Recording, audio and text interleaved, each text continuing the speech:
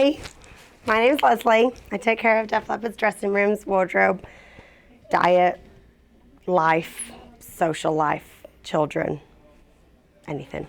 This is Bessie. This is my work case here. Someone made me a sign once that says entertainment coordinator. I'm not going to argue. She's really my life. I have music, which John made me turn off for this interview. I have stuff. I have more stuff. I have wardrobe stuff. I have Post-it notes. People that make the cut end up on that. The wardrobe assistants I have, if I like them, they put their phone numbers up there. You know, this is where it all happens. Anyway, her name is Bessie Bojangles, and she's been all around the world with me. Okay, we're gonna go to the dressing rooms now.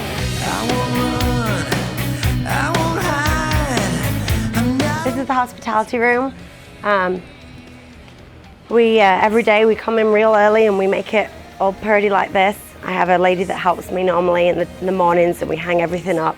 And it's not that they, you know, demand it, but it makes it nice for them to have the same environment every day. And it is nice, let's be honest. Every day we order the after show food for them. They normally, no, not important, not more important than this. You know, they like Indian food, they like sushi. Tonight, actually, the tour manager, who's also my dad, Malvin, is gonna cook for them. So, because, you know, we have a lot of vegetarians, vegans, and sometimes it's hard when you're in the middle of nowhere to feed them. This is our kitchen. Every day it looks like this, so they have a very familiar surroundings. You know, the coffee is already in the same place, the tea kettles, that reminds me, I have to turn that on. They juice every day. They love baked beans. You know, all this good stuff here. This is Whole Foods in a basket right now. They have to keep on top of their diet.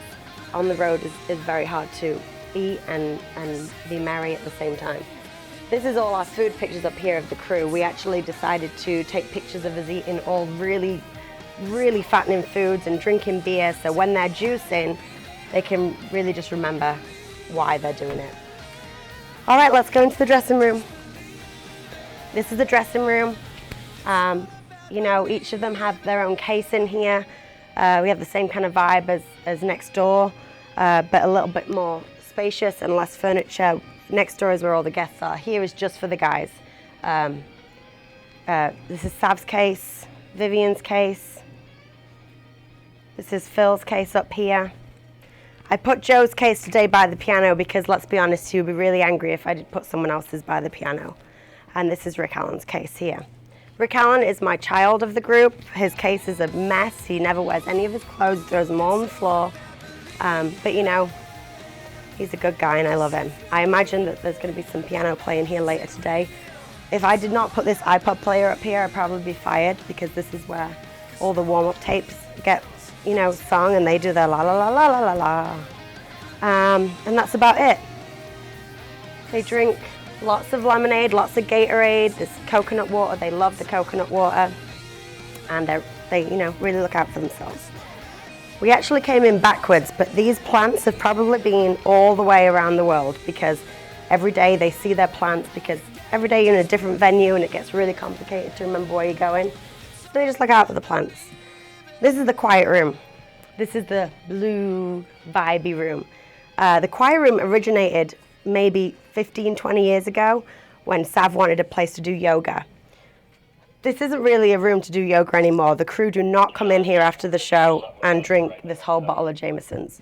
But, you know, fun times, everyone gets along. This is normally a good place for everyone to come after the show, and we all talk and have a good time, and Sav is, you know, really gracious and lets us hang. But during the day, he does do some yoga and he does some reading and writes some music. He brings his little recorder in here and, you know, makes history. So, yeah, that's probably the definition of the quiet room. And that's it, guys. Well, you want to come see the clothes? It's all about believing, 'cause if you believe, it makes it real. It's all about believing, 'cause nobody else can tell you how you feel. Every day, the clothes start off inside out, like this.